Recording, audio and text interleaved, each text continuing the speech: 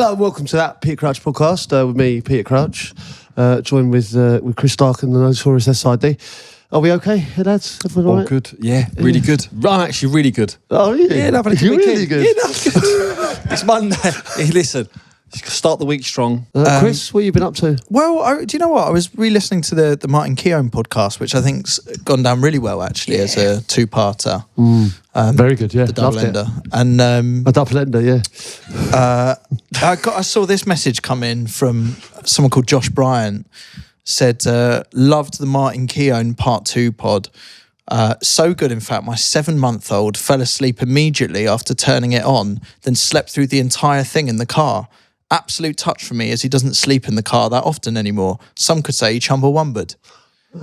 Now, a baby Chumbawambering to a Martin Keown podcast, for me, is something we should mark off as a success, I think. Yeah. Or we've put him to sleep. Yeah, I was going to say that. What way are we looking at? What way are we looking at this?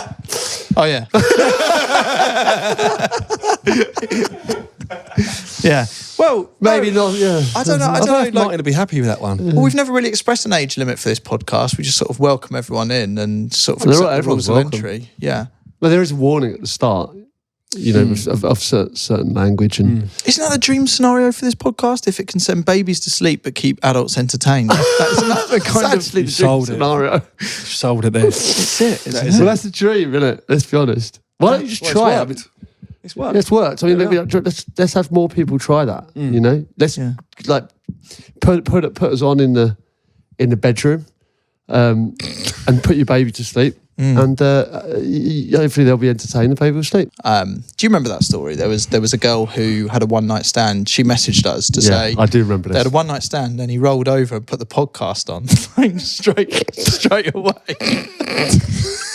What, out loud or And then through the headphones. So he's basically just rolled over, right? Put his headphones in. And she can hear the podcast playing through like this little tinny noise, like through the headphones out loud. We got loads of clips sent in of that because she said it on a podcast or something, didn't she? Yeah, that's it. Brilliant. I mean, are we encouraging that?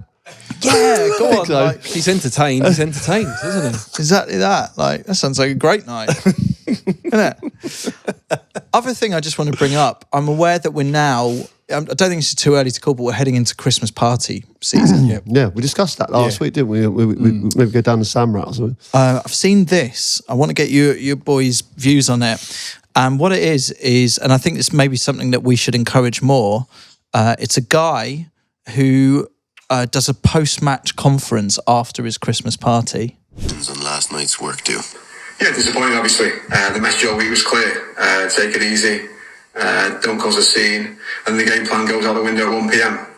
Brian from accounts suggests a lunchtime pint. It's very much fighting a losing battle after that. Like, you can't expect to drink your craft ales, your 6% in the middle of the afternoon and not cause a scene at the evening meal. So, it is what it is. You were shouting 4 more years at Susan, who's retired. I don't have a problem with that per se. I thought it was quite a funny joke actually, but apparently the volume was fairly loud for that type of restaurant.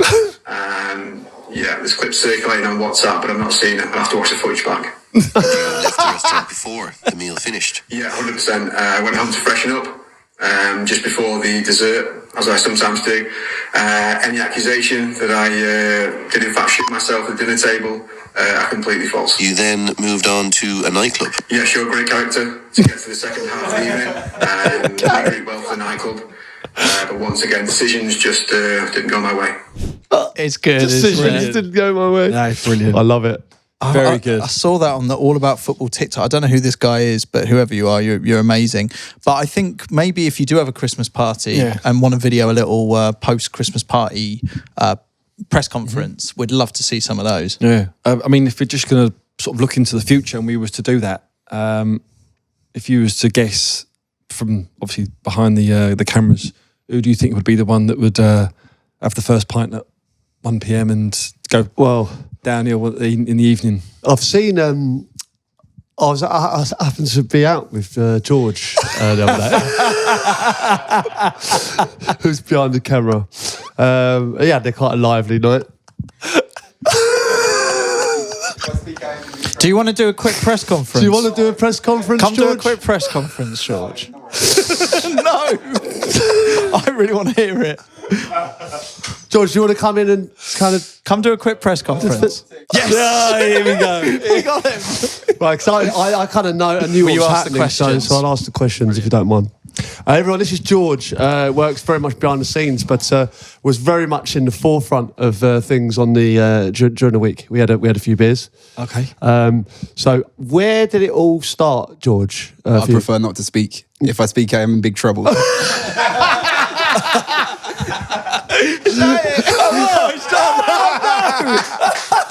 Well done. Very good. George, what a legend. Jose-esque.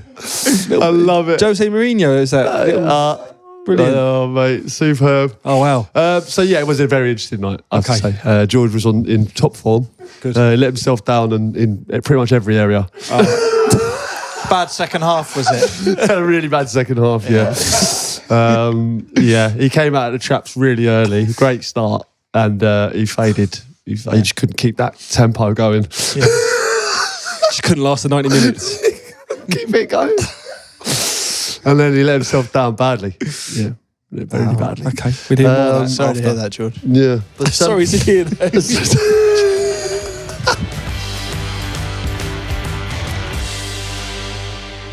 We've been inundated with people to say let's just do a nostalgia pod. Yeah. And here it is. So, yeah, some of the things that we were talking about last time with the Italia 90 and some of the Italian Gazzetta, Football Italia, some of the old Sky Sports advert. Yeah. Something came into my head the other day as well. Do you remember the old? At the start they have the little songs, usually an advert or something. I used to like the "Here we go, this is it." Do you remember that one? Yeah. That was at the start of Was that the Monday Sky, night? Was that the Monday night football? Yeah, Monday Night Football. Remember that one? No, Two badges. I don't remember that. It would have the two badges And of the they team and they clash. clash. Yeah.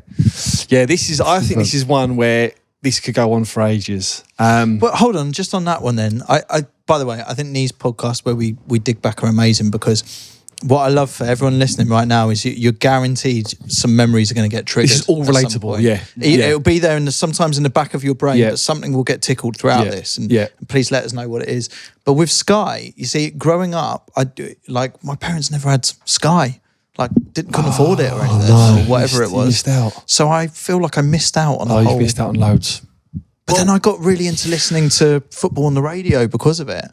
Yeah, so which you probably, I suppose you can get more out of that listening to football on radio It was because amazing. you're then using your Yeah. imagination, aren't you? Really? Well, I remember being about 7 or 8 years old, listening to a game on the radio. I think you might have been playing Crouchy actually, and wanting to phone in to say Beckham was getting too much of a hard time. Can you imagine me, age 7 or 8, trying to phone up 5 Live or Really? something like that? Yeah. And I always After remember the World Cup or something. Do you know what? I always remember them saying, "Yeah, we'll call you back in a minute." And I told my mum, I was like, "I think they're going to call me back." She wasn't happy because I just used the phone without permission, right? And they never called back, which really pissed me off. As a 7-year-old. Made me look like a right. Trying to get on the radio at 7. Look, it's brilliant. The irony is, I got a show on 5 Live a few years later. So have it. I want to go back to, and again, this is all relatable to everyone. So one of the first times you'd have been playing football would have been at school, I'd imagine, and always with the sponge ball, wasn't it? Yeah. Sponge the ball spongy one. On a wet And day. No, but at the start they was firm, they was solid. Yeah. They was like brilliant, wasn't it? Then all of a sudden chunks would come out, and then if someone kicked it on the school roof or in a puddle. Yeah. Oh, hell broke loose. Didn't it? You had someone was like standing on the ball, getting the water out. If you kicked it, there was water going all up your school shoes, up your trousers. That for me was the start of, I think, everyone like playing football, wasn't it? Obviously, you They go were to your clubs. lopsided, those balls. Like when because they'd be wet on one side and it'd be like you'd have a really heavy side to them balls. But then did you also have the really small white Small and black ones. ones that because we Brilliant. were allowed them at school. Yeah. I think that's what made you half decent was playing with that Yeah, sort with of the ball. smaller ball. What about the floaters? You know, like the really kind of, when you could do banana shot. Oh yeah, they're still going now You like could on the have beach. You could blaze them and then banana shot Yeah, it. them all of that, and then that goes into then if you're going to carry on football just quickly. Like I remember going down to local sports shop, and you always wanted the Mitre Delta. Was it the Ultramax? Was it Delta Max or was it Ultramax? It would have been Ultramax. wouldn't it? Ultramax was it? Yeah. And it was the best one. Do you remember like The blue little- one, the blue writing. white, blue writing, and it had like like the arrow, like the V sign, That's the right. red and blue. 94, 95. Yeah, sort yeah, of It was time. around that, and when you got it home, it was like lovely, wasn't it? And then it, like, if you was in the garden, and if you hit the fence or a branch or a tree, it would just scuff the markings of the ball. Do you know what I mean? Like, Yeah, it'd yeah, blur you're it. right. You'd be like, Yeah, you'd be devastated, wouldn't you? You'd be like, no. Or if a little tear got into it, he's like, no. Was it? Am I right in thinking it was like a Delta Ultimax, or was it a Delta? No, Max? Delta was different. There was a Mitre Delta, and Yeah. then there was the Mitre Ultimax. And there was, I mean, if you remember in the sports shop, they was like graded, wasn't there? Like the Ultimax or the Delta was like, it used to start with like 20 quid, and then it went to like 30, and then it went to like 48. It was like double the price. And if you actually I remember getting the top one, which I think it was the Ultimax. Yeah. Yeah, it I must was have been. buzzing for that. They're worth money now. Yeah. I remember at home, I've got a really nostalgic ball. Do you remember at Chelsea? I was a ball boy at Chelsea. At Chelsea, they had the Umbro balls. Do you remember them? No. I've got one of these at home because I remember Dennis Wise giving it to me at the end of the game. And I'm just trying to think why they had those balls. Like, was there not a sponsor like all the way you know through? what? So I did think- clubs have their own balls? And I think that might have been a prem ball. I remember because I've got a vague memory of Man United using that ball as well. Old Trafford. and United, you're exactly right. I wonder if it's because they're both Umbro. They're though. both sponsored by Umbro. They're both Umbro then, weren't they? Yeah, but I just assumed every club had the same ball. No, see, this is what I'm getting. Those Umbro balls were definitely not. I don't think everyone used them. Oh wow! So it says here, The home team supply the balls. yeah. So basically, season of 91-92 was the first with an official league ball. So up to then, you're right. Clubs would have had their own. They ball. would have had their own balls. That's insane. Yeah. But surely, even at that point, look, balls were so different then, weren't they? I mean, surely you're at such an advantage, or Yeah. you're Playing with training those with a balls. ball that literally could be so different. Yeah. I felt those Umbro balls were they felt bigger. Because all I think we've mentioned this before. All the footballs are different.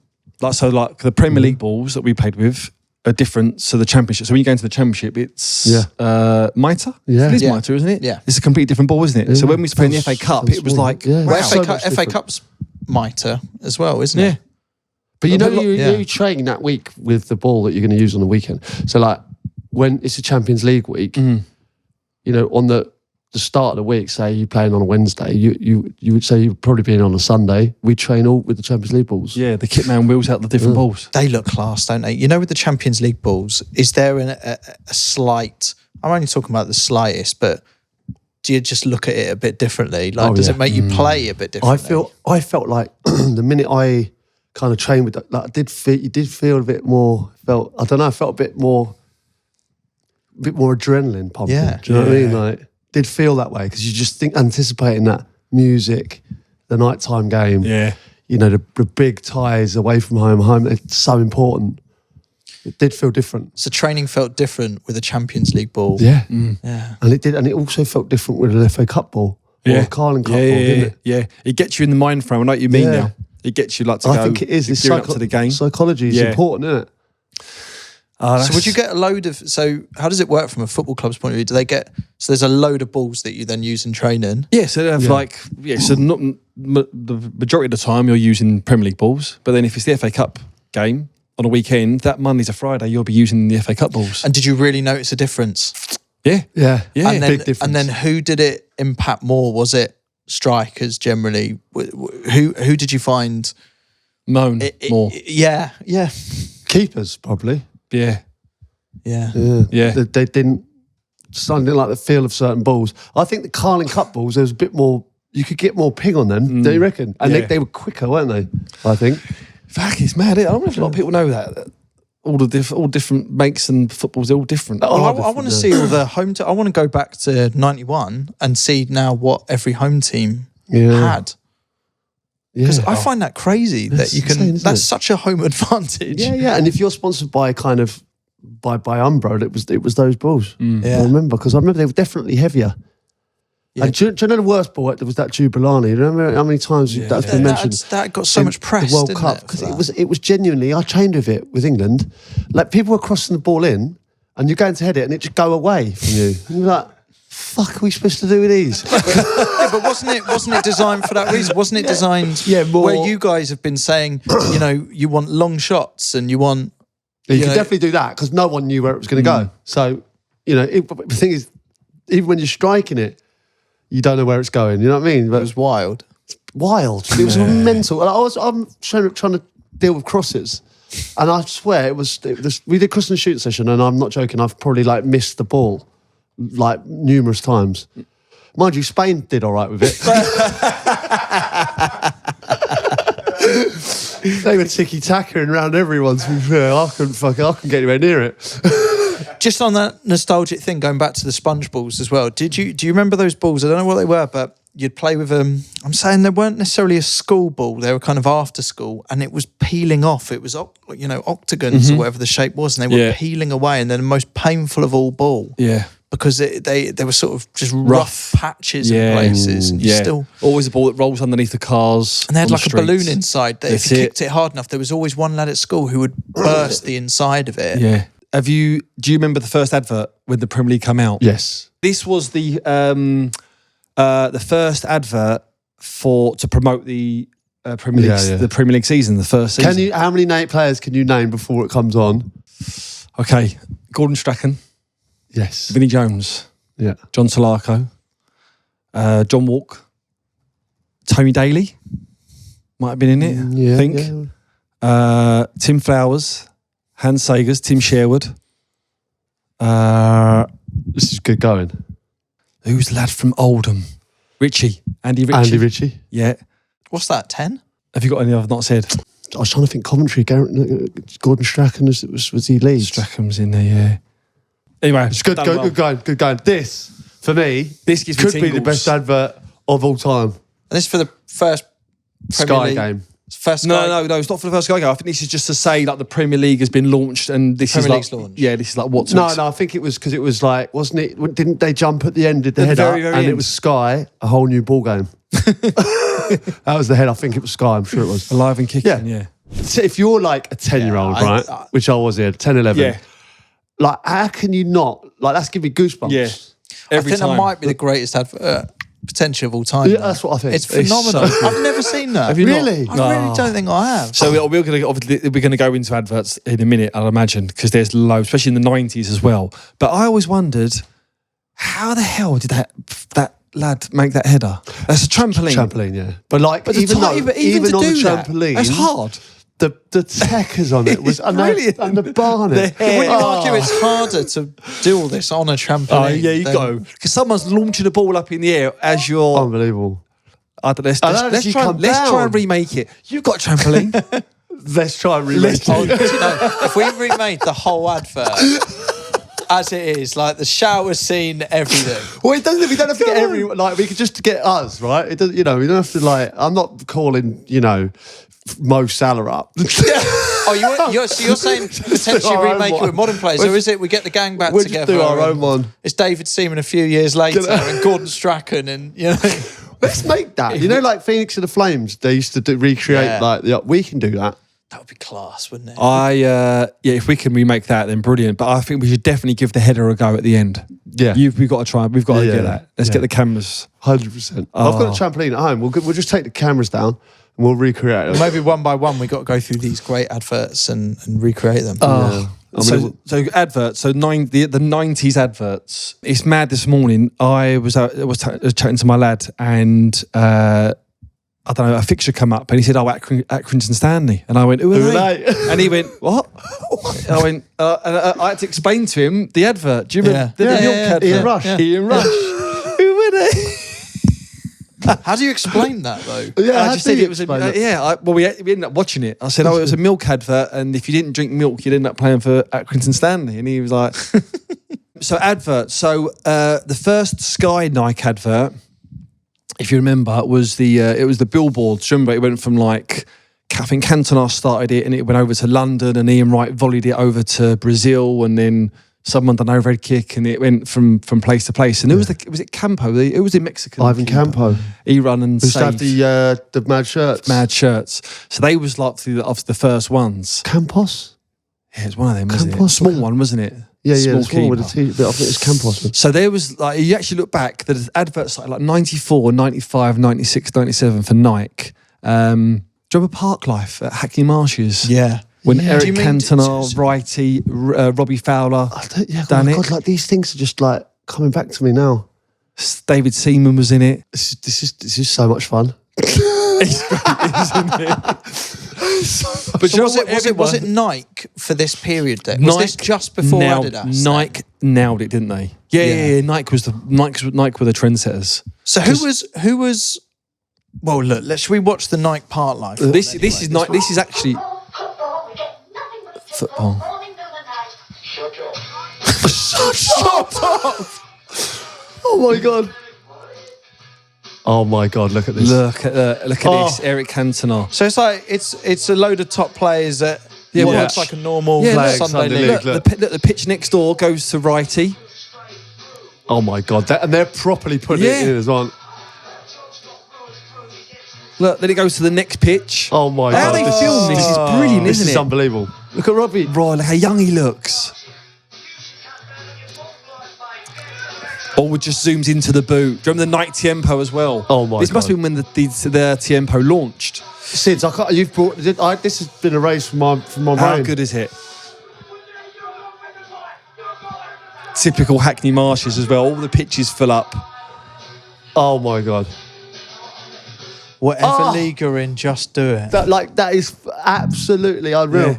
Yeah, they was on a mission then. There was so the best one obviously has to be the airport, doesn't it? Yeah, So that was 98. Carla, Brazil team. The Brazil so was that team. little less conversation? No, which that was, and was that wasn't Nike, was it? No, What was it was where Ronaldinho, where they're all waiting for in the airport. Yeah. Delayed, and then they go everywhere, don't they? And that was the first time you sort of really see like the Brazil, because there was an extended version, wasn't there? There was a shortened version, and then there was the extended. Mate, I used to watch it regularly. I used to just watch that regularly. Oh, Yeah.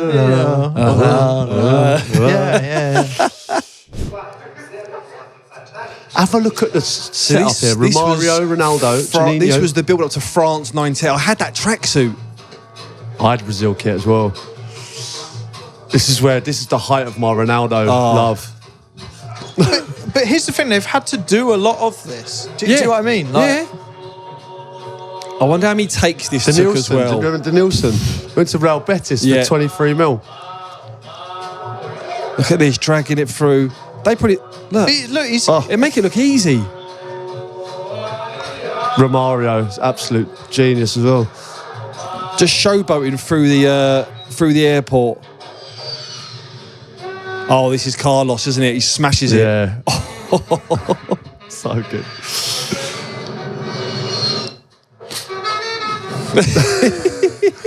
So good.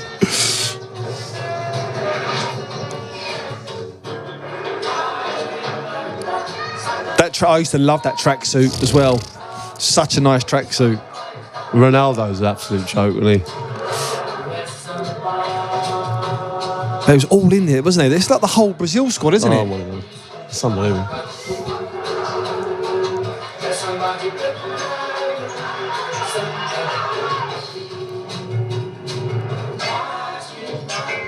yeah, you're right. So that's wild. So Nike just focused on one team.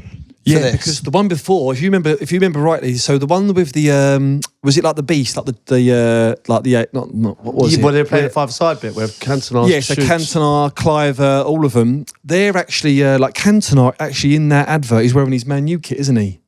Oh, He's wearing his Man U. So an Umbro kit is in the Nike advert. How's that? How's that? No, seriously. What the hell? I don't. Yeah. So then Brazil, so the Nike must have just thought we're just going to make our own, Yeah. obviously advert, obviously because Cantona was sponsored by Nike, wasn't he? But he wore the.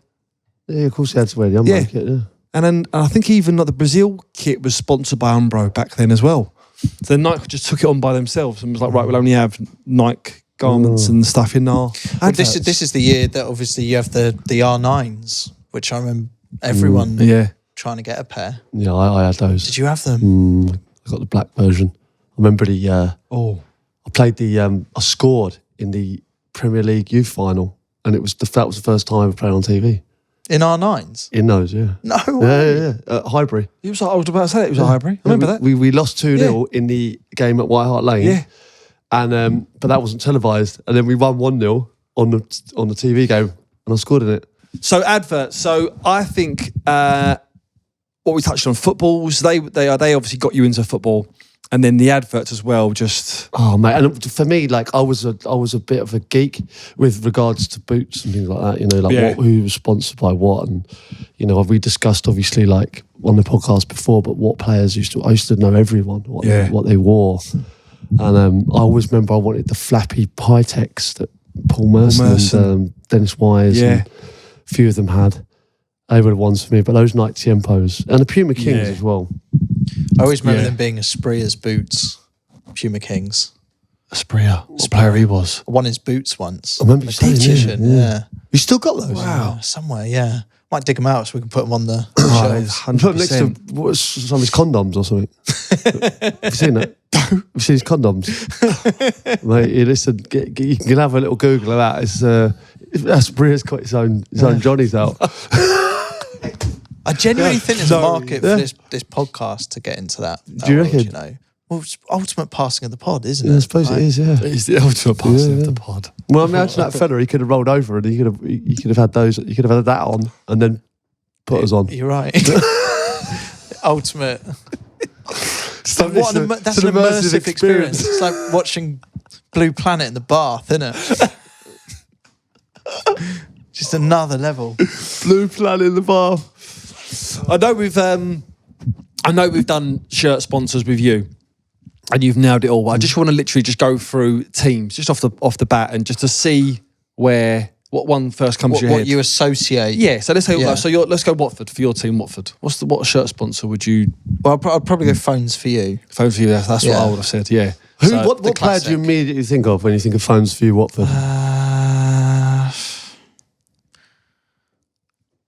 Probably. I thought Gavin Marnes for some reason. Gavin Marnes the shout. Yeah. Neil Cox. Oh yeah. I've got a little bit of maybe even John Eustace. Maybe that was a bit after. Gifton Noel Williams. Gifton Noel Williams, what a legend. Signed a bit before that, maybe. Yeah. Yeah, no, Gifton Noel Williams. No, you're right, because I've got vague memories of queuing up to get him to sign a photo, and I think that would have been Phones for You. Yeah. Yeah, around that time. It's mad, is it? So let's go right. So let's go Liverpool. What's the first? What comes to your mind? Candy or Crown Paints? Yeah. See, mine's Candy. Crown Paints was just before me. Crown Paints, I remember Crown Paints, but it was Candy. Candy, really, yeah. United. More than Carlsberg. Well, obviously, it became that, but I'm talking, we're going nostalgia. Do you mean the original? Well, I'm just thinking of Just the what you grey associate. kit with Ronnie Rosenthal. Yeah. Yeah.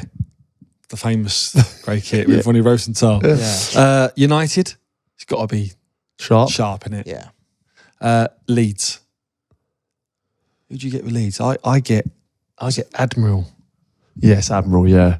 I was thinking, was there a McEwen's Lager on there? I was going to say McEwen's. I was trying to remember the name of it. Yeah.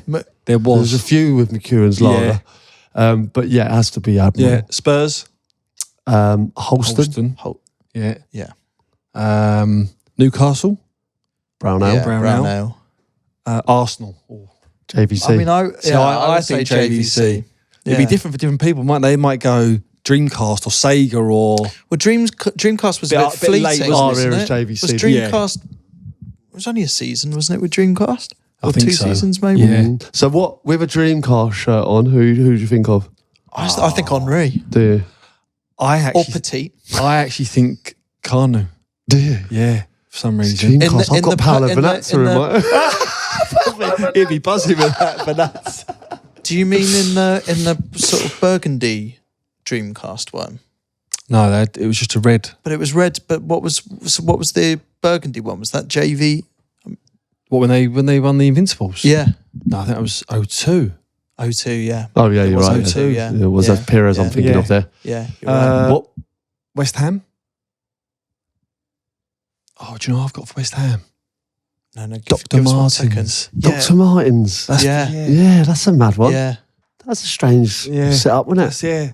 Dagenham Motors. That's the one. Oh, No, how did obviously we... Dagenham Motors is definitely the one. Yeah. What other ones? I just think he's brilliant. Chelsea? See, this is, yeah. Go on, what comes to your mind? Commodore. Yeah, so I think mine's more cause. I remember. I do remember Yeah, Commodore, yeah, but yeah. I'm just. You see, I was Commodore. Yeah, I Yeah. think, yeah, and then cause. What about Everton? There's a couple here. NEC. NEC, isn't it? NEC's the one. Right? It's all relatable for the listeners, because if you're watching this or driving on or just listening to it on audio, they'll all be going, so whatever age, they're going back to whatever sponsor that goes to them. I just don't understand like how you kind of retain this information. You know, like Abby will say to me that I can't remember anything, that I'm useless, but I could tell her that Robert Fleck signed for 2 point, from Norwich. It would be I'd say interesting to this know that. is Does the brain have a capacity of stuff like? But what is that? Do you think I'm using all my memory on this stuff? I think your brain has been conditioned to be one in, one out, and you're prioritizing football knowledge. So people are telling you stuff, but I wonder if I've always wondered this: like, does your brain can it increase? Like, can you increase the memory size of your brain, or is it just your brain learns to focus on certain things? So people are giving you facts all the time, but you will still be able to draw out and picture a player who scored and that. Yeah, and it won't let you replace it.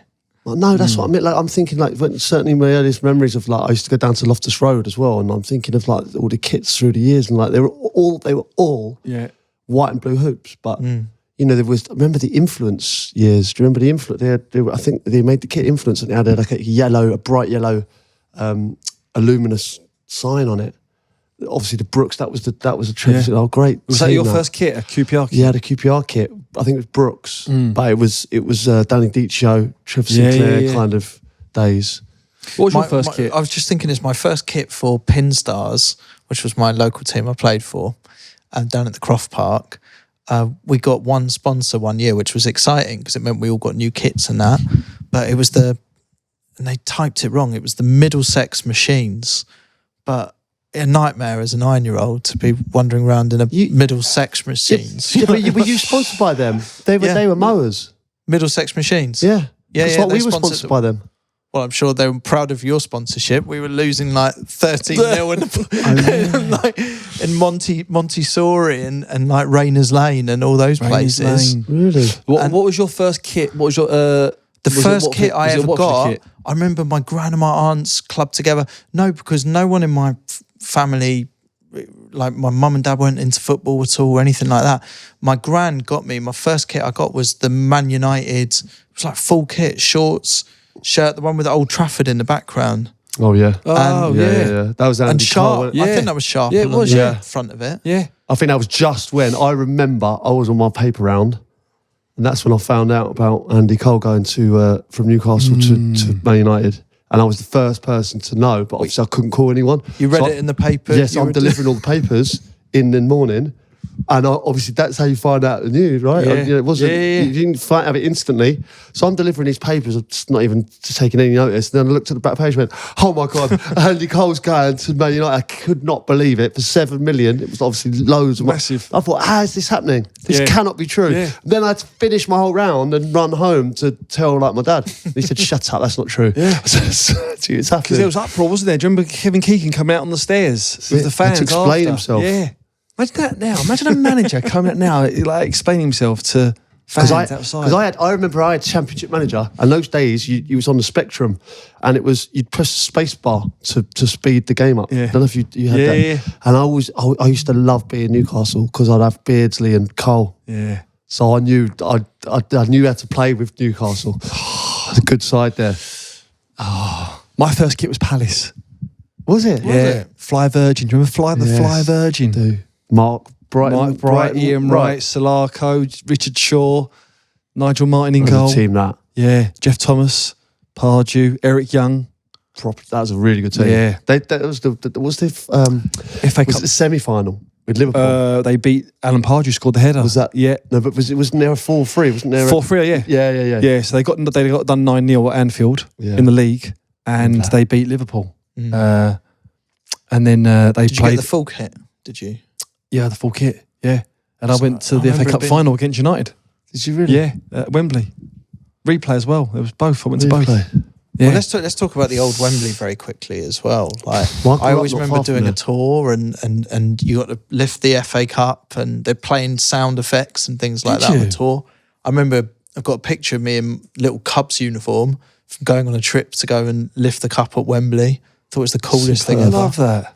Yeah. I remember it. I remember being in there. Must have been so young, but it was a magical place massive, still, wasn't it? We my mate lived on the top of a hill, and you could see from his, and he was on the top floor, like 3 floors, and on the top floor it was his bedroom. If you poked your head out the window, you could see the Twin Towers. Really? From his bedroom. Unbelievable it was. That's good, that, isn't it? So you did the classic, I'm playing there one day. Yeah, we were all saying, like, we'll get there one day. Bad, isn't it?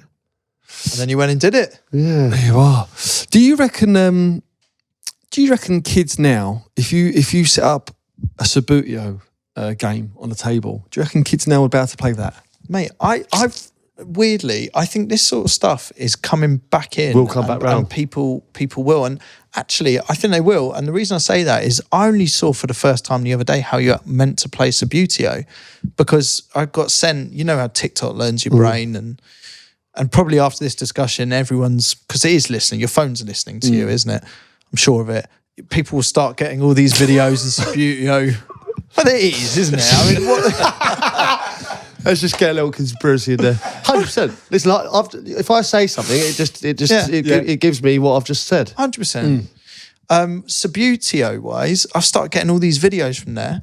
I wasn't aware of the actual rules of how to play it properly. The flicking. Yeah, so it's one team in attack, right? Yeah. So you get a touch. You can't score until you're past the final line.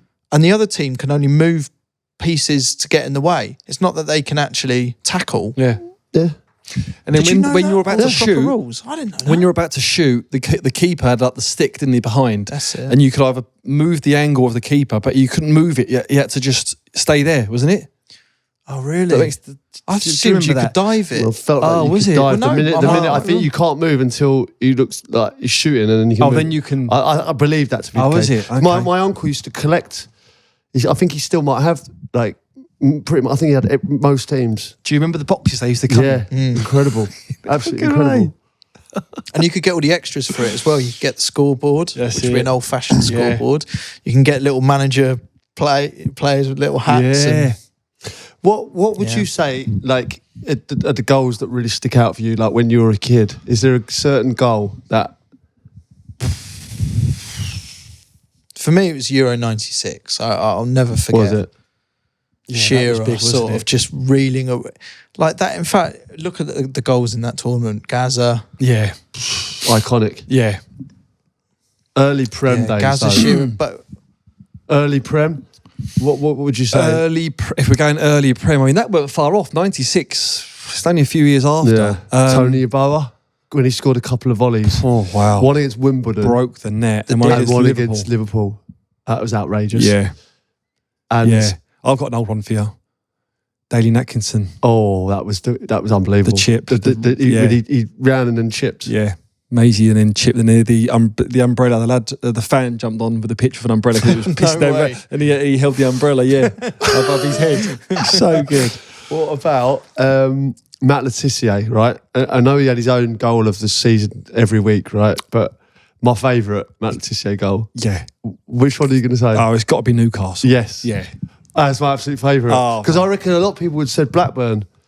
But he would part. Yeah. He does a little mazy and then he bangs it. I don't know this. Right. The Newcastle goal, for me, I think it might be my favourite. This was a live game as well, wasn't it? Live game. Look at this goal, Chris. Brilliant. Brilliant goal. Like, it's the control first. It's the first It's touch. the way he pops it around, pops it over his head, and then he doesn't lash. He just slides it in. Just past the hour and from nothing. Yeah, so Letizia, You're going, I just love watching Matt Letizia play football. Like, he had, and some of his goals were just off the charts. Such a talented player.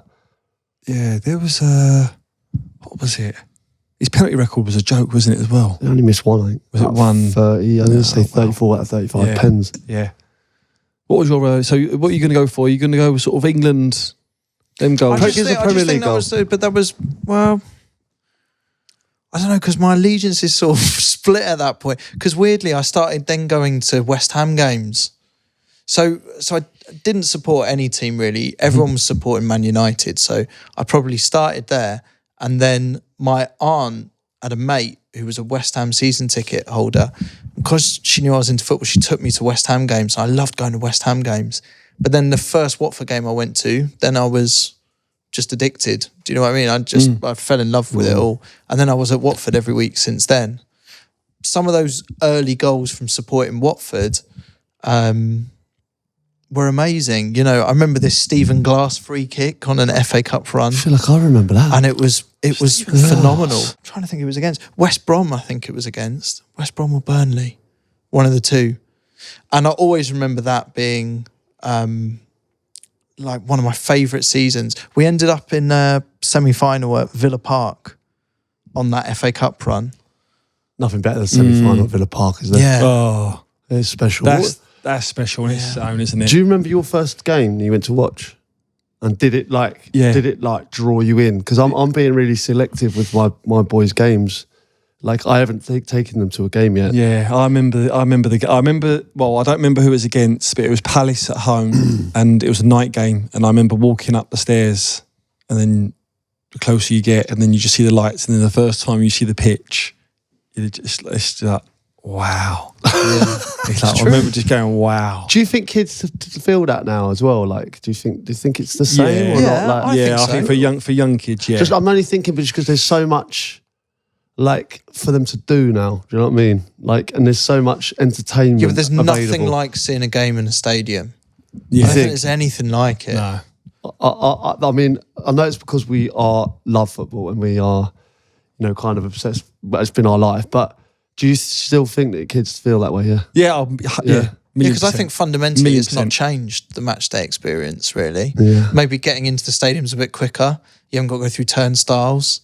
You Yeah. haven't got to, you know, you probably don't save your ticket stubs. It's all some of that. But from when you're in, I don't think it's changed. Do you so think much. that they've kind of, because the stadiums are so nice now, do you think they're missing out on something, or am I just being nostalgic? You know, when you smell like crappy burgers, obviously it's much better That's than most stadiums still, it's- isn't it? yeah. But is it, you know, I know what you're saying. what I'm trying to say is, you know, I remember sitting on the benches at Chelsea, you know, in the West Stand. Yeah.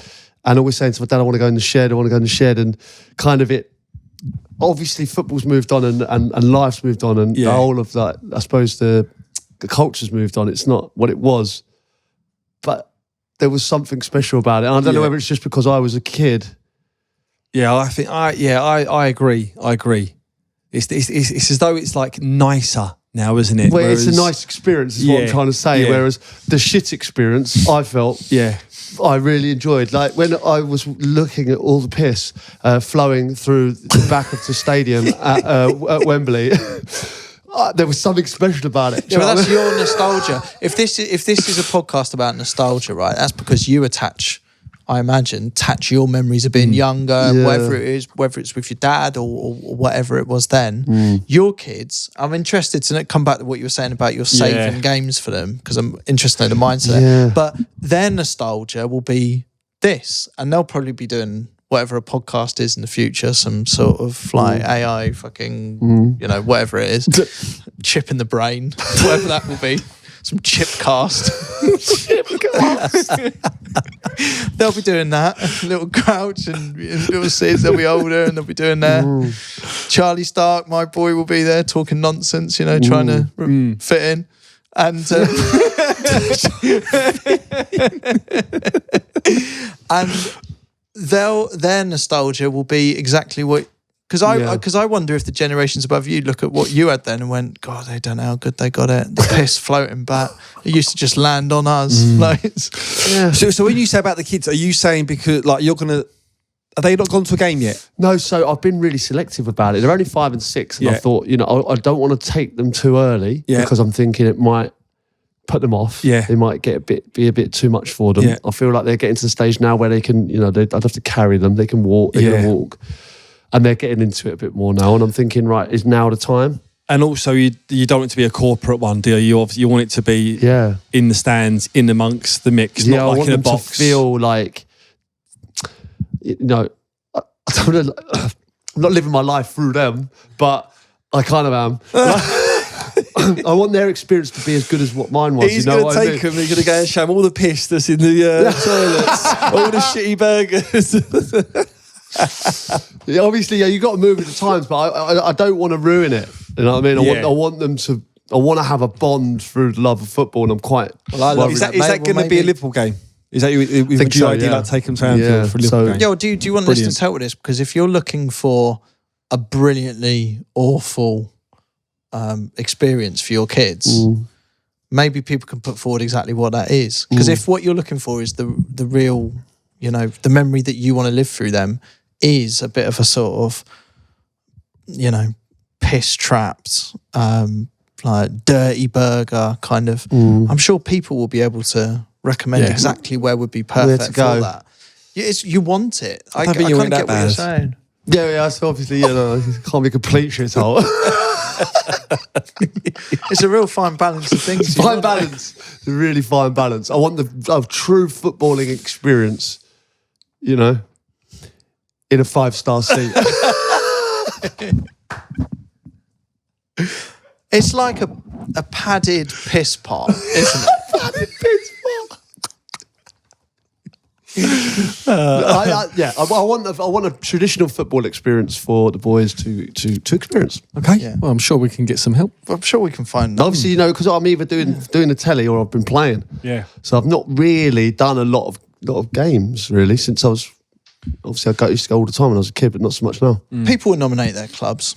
I'm sure. Let us know if you've got the right club for this that sort of fits the bill, sort of solves that series of experiences and issues that Crouchy's got there. A little bit old school. That's what I'm after. Yeah, we get it. Yeah, I suppose there's kind of eras of football as well. Like 70s for me, kind of. Obviously, it was before my time, but it felt like it was the Brazil's era. Do you know what I mean? Like it was like. I remember watching the videos of Pele and, it was in the Azteca Stadium when it was just Mexico. Popping it around, wasn't he? It was a joke. What was the goal where it was Garincha? Is it Garincha? Pele just sort of casually just slotted it into. Was it tossed out? Carlos Alberto, wasn't it? Carlos Alberto. Yeah. Right. And was it? Wasn't you remember tossed out? I think it was in the middle of the pitch and he'd done a little like pirouette. He took it round a few people and then laid it off 5 yards. Yeah. And I then remember that 70s. The goal was a joke. Yeah. Gordon Banks made the save from Pele. Yes. Unreal. What a save. What is it? Yeah. What a save. Is that the commentary from the 3 lines, right? Yeah, was it? What a save. What a save. Yeah. You just made that up? Or? I think it is. I think that's the beginning of 3 lines is the commentary from that. Yeah. Yeah. It's right, actually, yeah. There we are. That's it. That's Gordon Banks from Pele. Yeah. But then obviously, 70s, I think we're moving on, 80s. World Cup wise, obviously Argentina, that was Maradona. Yeah. You met Maradona once, didn't you? I have met Maradona. He came to the training ground. Yeah. I've seen a great picture of you with Maradona. That was so surreal. So surreal. We was training and I can't remember who it was now. They said it so casually. We was training at Cobham and before we was downstairs putting our boots on and I think it was Makalele. He went, Diego's in today. Like that. What? It was like, who? It was like, Diego. And I was like, oh, right, okay. And there's a picture there, look. And what a snap. Yeah, he was, it was just a flying visit. And there was about, I don't know, there weren't the whole squad, I don't think, wasn't training. There was only a few of us. So there's Malouda, Wayne Bridge, Joe Cole's Joe Cole, Makalele, Carvalho, and the funniest thing was a Nelk at the back. So he had like an infection in his eye. Nico did, and he was devastated because he was like the only time I'm going to see like Maradona. He's probably seen him before or after, but he's like to get a picture. He had like an inflamed eye, so he was devo, but with the snap. What was he like? Just chilled, he was like on the training pitch. He was having a little bit of a kickabout and. I don't even know what he was doing there. It was like a flying visit. It was really, really weird. Really weird. But that happened quite a lot at Chelsea. People just coming in and out. That little solo shot. Did you say to him, like, do you mind if I get a photo on my own? Away from the lads? No, everyone did, to be fair. Oh, really? Yeah, okay. everyone did. There was a queue. I'm there, but you've got all the other players like in a line waiting next to me. Who's taking a photo? I think it was a club official.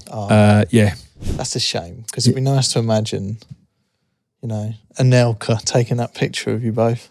Imagine that. He wouldn't have been able to, have his eye. Gammy eye. Yeah, it was. Diego popped in. Yeah, Maradona. Wow, what a guy. What a guy. It's outrageous. Did you ever meet him, Crouch? No, mate, I never did. Absolutely gutted about that. I met Ronaldo. That was obviously like, I say I met him. I kind of pestered him, and he didn't have a clue who I was. Still haunts me a bit. Did you guys ever collect anything? So playing wise, I collected shirts. Did you? But like playing against players. My mum's got a load of stuff at her house. Does she? Yeah. I like if you walked into my house, you'd never think I was a footballer. Literally, it's all packed away near enough. But she's got like it's at my mum and dad's programs. Like, why is that? Why do you pack it all away? I mean, I don't know. Like I've got a load of shirts that are in frames, and they used to be up, but then I just took them all down, and they're just. But don't you want dust. Don't you want like a little man cave or like a room that's just dedicated to your? No. Yeah, there's some great shirts there. Do you know what? Why are you hiding it away? Oh, It's not high performance. Is it? Hold on, let me get on this couch. What's going on? There's some sort of trauma. Talk to us. If you could cry, that would really help. No, I don't know. Just You okay though?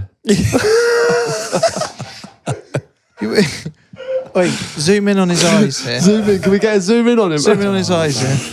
Steve Sidwell, why do you hide football away? That's perfect. That's all you need. Because they cut at that point. Yeah, we can get right in there. We can zoom right in on him. Get right in the eyes. Yeah, they're all down. And they're all just collecting dust somewhere. Oh, yeah.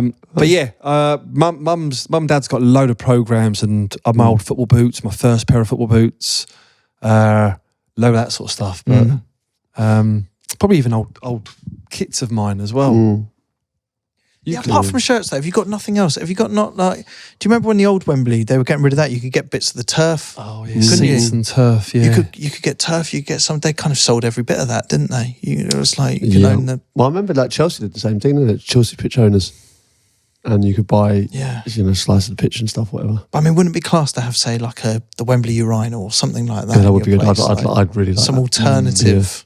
Do you know what I'd like? There must be some of our listeners that have got, like where they've pitch invaded and they've taken the net, or they've taken the goalpost, or they've got the ball. Who's got let us know who's got a famous match ball. Yes, something other than shirts. What is out there? What is out there? What have you managed to acquire? You don't even need to say how imagine you've the fans, acquired they're not allowed. They never get on the pitch. They only get on the pitch on special occasions. So when they're on there, they must think this is like Christmas. What am I? Oh, I need to take something. Yeah. That was like me at the Champions League final. I remember I just took everything I could see. I took. So I've got the whole lot. Anything that's got. Well, I'm thinking, it's a Champions League finalist. There's a high probability I won't get here again. And I would have it would have been great if we'd won it, because it would have meant something. But I assume everything's branded. It was just everything was Champions League, up 2007. So everything. I got the balls, the what they called the little thing that gets you in. Lanyard. Yeah, lanyard. Yeah. I always say lanyard for some reason. That's why I didn't want to say it, because I knew I'd get called out. It's a lanyard. Lanyard. Okay, I know that now. So it's good. I've got loads of that stuff, to be fair. There's some of it in there. I think the hard thing is there's only so much you can take from a football pitch, isn't there? Like you occasionally hear of someone getting a penalty spot, but I don't logistically know how that works. No. Also the seats, there are some occasions, we don't recommend this, but the seats have been taken, haven't they? Well, no, it's especially if the ground's going. Yeah, you can buy a seat. Yeah. And you could that'd be nice to have, wouldn't it? Well, sometimes you see that. Like I saw an auction for when Liverpool were closing down Melwood.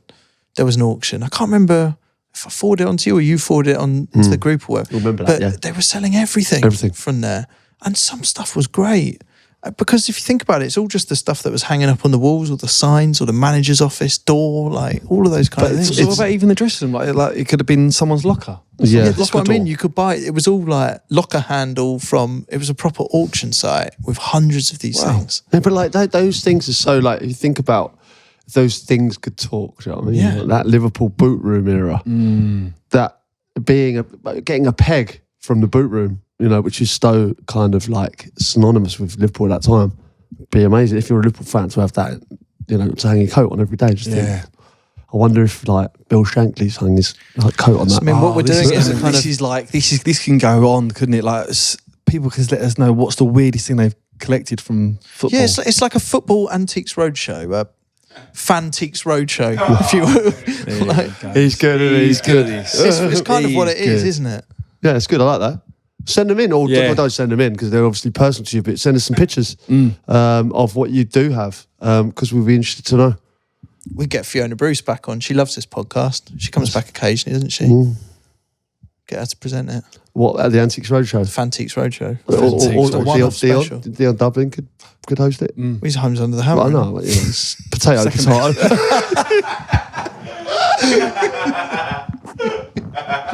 All right, guys, listen. You know, we can talk about this stuff all day. There's legs in it. I'd like to continue this chat, maybe off camera. But we have got some messages. We'll get into those. Okay, yeah, got one here.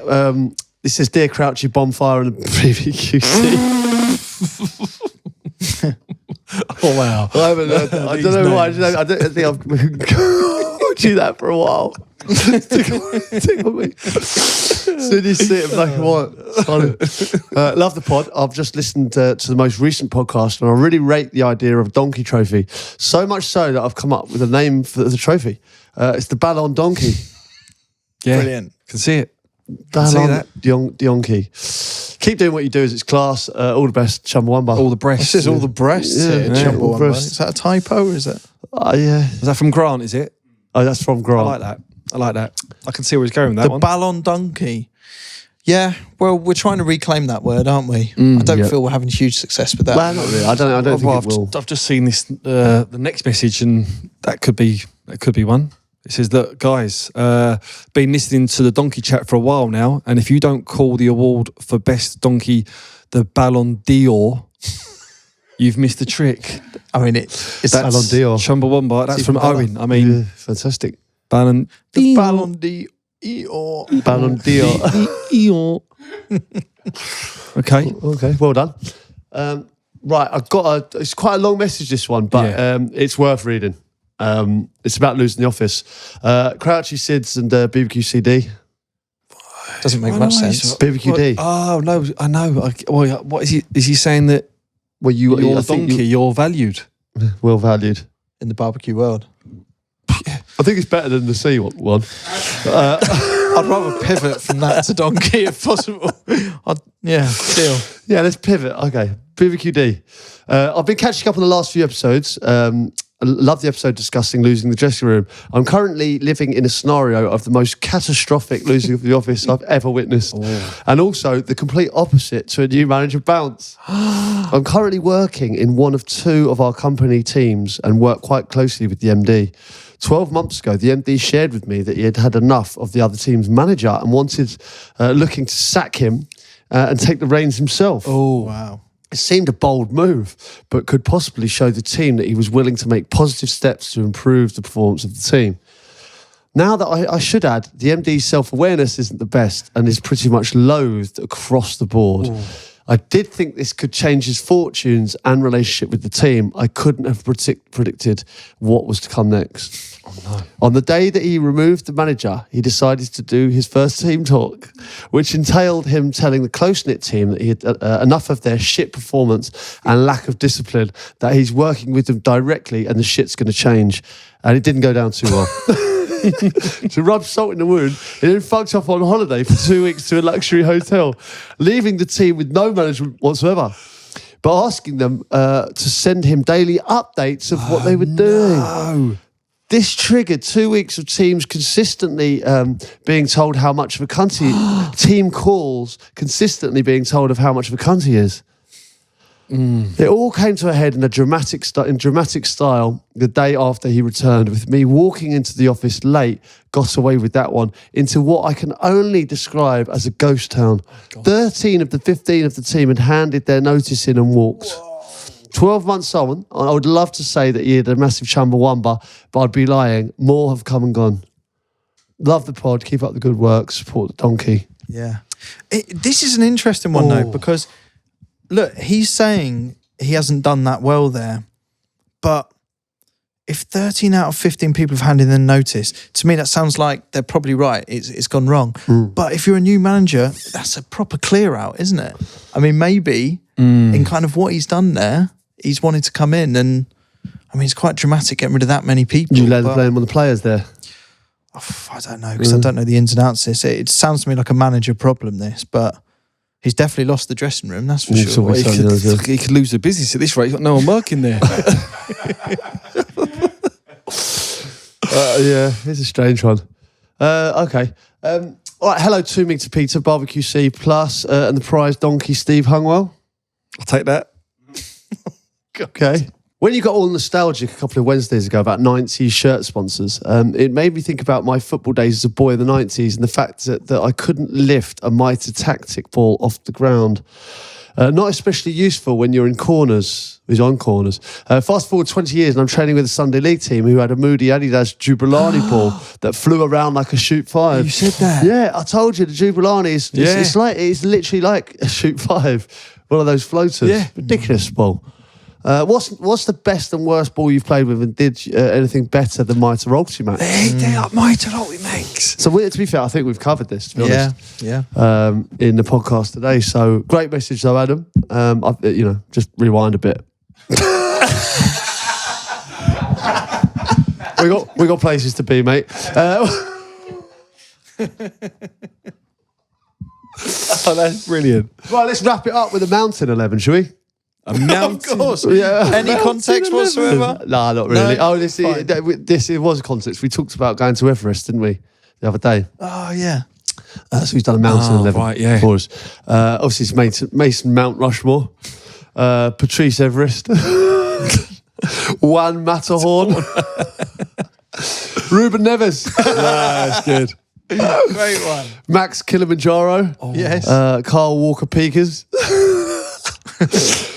Crescencio Summitville. Yeah, this is brilliant. Calvin Bassicamp. Justin Kleinberg.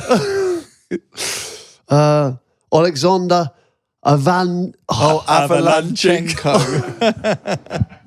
Yeah, and in goal, the one and only Sherpa Hislop. Dutch legend for the manager, obviously Johan Cleef. Brilliant. Love the pod. Keep up the great work. Big shout out to Chris Stark for being the donkey of the pod. It's catching on, this Chris. Happy with this? Well, no, what's the I'll read take on? that. What is read on? Been there from the start, still going strong and always delivering while not claiming the glory. Solid effort, Gaz Edwards. Look at that. Oh, very Lovely nice, message guys. there. Thank you. That's very kind. Come on, Gaz. Piecing it all together. Stop being parched. Yeah. Stay parched, Gaz. he's actually that's Spot on there. spot on. Nice to That's be. You right. happy being a donkey? Listen, I'm a donkey. You're hung well, and you just be you, don't you? You had nothing nice to say there, did you? No, that's a nice thing to say, isn't it? Saying you don't need. I thought that was nice.